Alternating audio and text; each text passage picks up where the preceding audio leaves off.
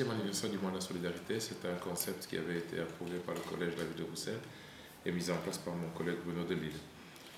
Ce qu'est le mois de la solidarité, c'est un mois pendant lequel la ville de Bruxelles, comme elle a signé dans ses accords de majorité depuis 2000, une décision permettant aux élus de la ville de Bruxelles de pouvoir susciter un intérêt de la part de diaspora ici d'abord pour les sensibiliser, pour qu'ils puissent se préoccuper des problèmes du Sud.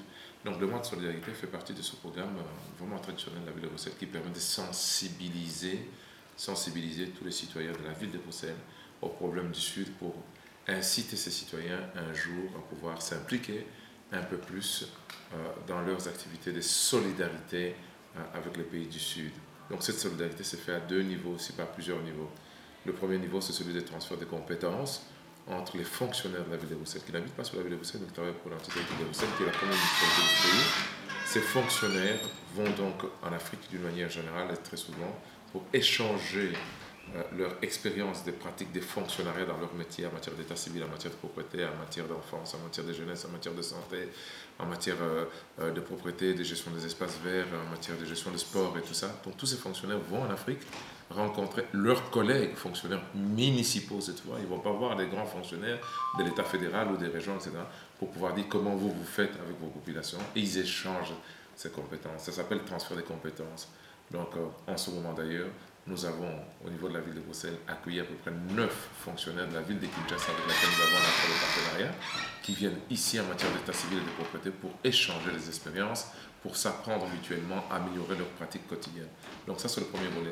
Le deuxième volet, c'est celui dans lequel nous nous trouvons, que je viens d'évoquer par ailleurs, mais que je vais essayer d'être un peu plus précis, c'est celui de la sensibilisation.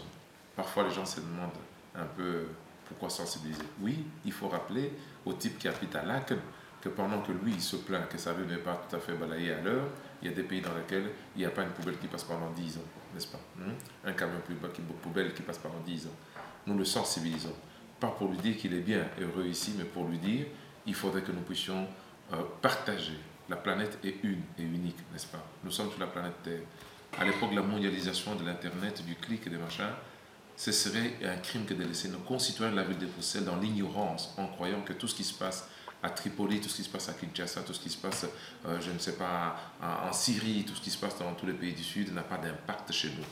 Regardez, la Grèce est en faillite, qu'est-ce qui se passe-t-il, n'est-ce pas? On nous demande à nous qui sommes ici à Bruxelles, qui ne nous sommes pas occupés, pendant que les Grecs peut-être en train de se dorer la pilule au soleil, comme on disait, n'est-ce pas?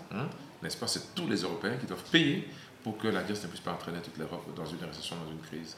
Quand la crise financière a commencé aux États-Unis, ce sont les multimilliardaires qui ont joué avec l'argent des gens, n'est-ce pas? La crise nous a touchés jusqu'ici. Donc, ce mois de la solidarité internationale permet à la ville de Bruxelles d'éveiller les consciences des citoyens bruxellois pour dire attention, ce qui se passe là-bas peut avoir une incidence chez vous ici. Nos rues peuvent être pleines de candidats réfugiés politiques parce que simplement chez eux il se passe quelque chose qui n'est pas bien. Alors, chaque citoyen doit participer. De quelle manière? En soutenant un petit projet qui se passe là-bas. Ce qui se passe en Éthiopie, les conséquences, c'est chez nous. Les Éthiopiens qui ont faim, les Somaliens qui ont faim, ils vont débarquer où? Ici. Et s'ils débarquent ici, ils vont prendre le travail de chacun d'entre nous. Donc, conclusion, ces Éthiopiens ne demandent pas à venir ici. Ils demandent à rester chez eux, à vivre, à manger. Donc, si nous ne pouvons pas les aider sous forme de charité, mais faire en sorte que chacun soit bien chez lui, éventuellement, n'est-ce pas? On n'aura pas de problème d'immigration divers, on n'aura pas de problème de discrimination, on n'aura pas de problème communautaire divers, on n'aura pas de problème de menaces divers en matière de sécurité, d'emploi divers, etc., etc. Il faut vraiment aider les gens du Sud, ce n'est pas seulement l'Afrique, à pouvoir mieux utiliser leurs ressources, mieux s'administrer, mieux gouverner leur pays pour que tout le monde soit, je ne dis pas content, mais enfin qu'il y ait le moins de malheureux possible sur la planète. C'est ça le moins de la sensibilisation. Inciter la société bruxelloise à se mobiliser pour l'action de solidarité dans le Sud. N'est-ce pas? Donc, vous voyez que je ne pouvais pas manquer cette occasion pour remercier le Mali, votre pays, non seulement pour la visite, excellence de votre président, mais de m'avoir donné aussi des gens qui le portent. Voilà, monsieur le président. Au nom de la ville.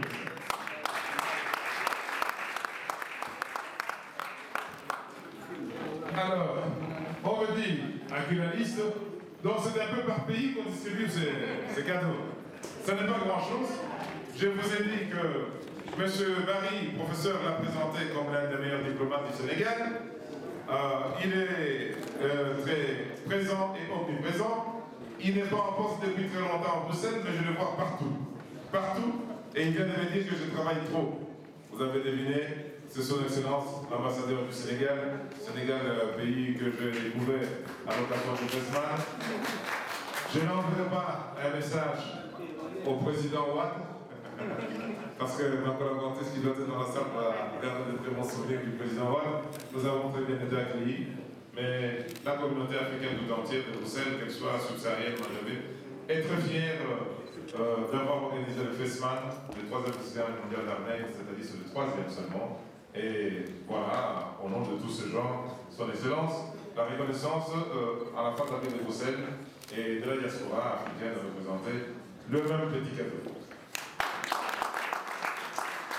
Alors, Madame Raymond. Le mois de la sensibilisation pour un échevin de la solidarité internationale. Je suis le 2e échevin de la solidarité internationale à la ville de Bruxelles depuis que nous avons, que Tielemans d'Allemagne et Henri Simons à l'époque ont décidé de mettre en route ce principe de la solidarité internationale. Je suis le 2e échevin après Bruno Deluy. Donc, sensibiliser les Bruxellois pendant un mois, ce n'est pas une mince affaire. Donc, il faut faire preuve de créativité, d'imagination, de conception, d'ingéniosité et d'attraction suffisant pour que nous puissions offrir aux Bruxellois des activités diverses qui soient attractives, suffisamment attractives pour qu'à travers cette attraction, on puisse leur faire passer ce message qui est celui de la mobilisation citoyenne qui est indispensable, pas seulement celle de l'État, la mobilisation pour aller faire les activités en Afrique et dans d'autres pays. Donc, il faut faire preuve. Votre question, c'est pour dire, mais allez, c'est quoi ce concept d'aujourd'hui, pourquoi ce colloque? Eh bien, chaque année, nous faisons preuve d'imagination et de créativité. Cette année, nous nous sommes dit, il faut commencer l'ouverture du mois par un colloque. Un colloque qui remet au centre la question principale, c'est-à-dire quelles sont les relations entre l'Afrique aujourd'hui et l'Europe. Peut-on réinventer ces relations? Parce que tout se base. La ville de Bruxelles et ses habitants ne vont pas réinventer les relations, même si nous essayons à travers la solidarité des municipalités à municipalité, nous n'allons pas réinventer tout seul la solidarité, mais il faut impliquer tout le pays, la Belgique, il faut impliquer l'Union européenne. Donc ce colloque est une nouvelle approche en termes de sensibilisation pour la 10e édition que nous faisons en disant nous allons aborder une nouvelle approche. Et la nouvelle approche, c'est quoi? C'est vraiment un débat. Cette année d'ailleurs, ce n'est pas seulement ce débat qui est à l'ordre du jour. Il y a plusieurs discussions, plusieurs thèmes de réflexion, plusieurs débats. Et l'année passée, nous avons fêté les 50aires de plusieurs pays, des indépendances de plusieurs pays. Là, c'était un peu plus festif. Il y avait peut-être beaucoup plus de projections de cinéma, de ciné-forums. L'année avant, c'était beaucoup plus de musique et de culture. Cette fois, nous mélangeons et les débats académiques, donc les séances académiques comme nous venons d'en vivre, avec une explication, avec toute une série d'informations qui nous sont données par des experts par rapport à la nature des relations, n'est-ce pas? Nous mélangeons ça avec des ciné-forums, c'est-à-dire des films qui retracent la vie des gens là-bas pour que les gens puissent comprendre un peu comment ça se passe là-bas, suivi les débats avec des acteurs eux-mêmes qui sont présents, des concerts avec des musiques du monde qui sont de partout pour attirer les citoyens et leur rappeler qu'au moment où nous sommes en train de nous mobiliser plus ou moins pour manifester notre solidarité, il y a 38 millions de personnes qui sont menacées de faim en Éthiopie, en Somalie, dans la Corne de l'Afrique, sans compter toutes les autres qui vivent avec des privations de liberté dans tous les autres pays. Vous savez, l'Afrique est exploitée aujourd'hui comme elle n'a jamais été exploitée, c'est-à-dire de la manière la plus criminelle qu'il y a.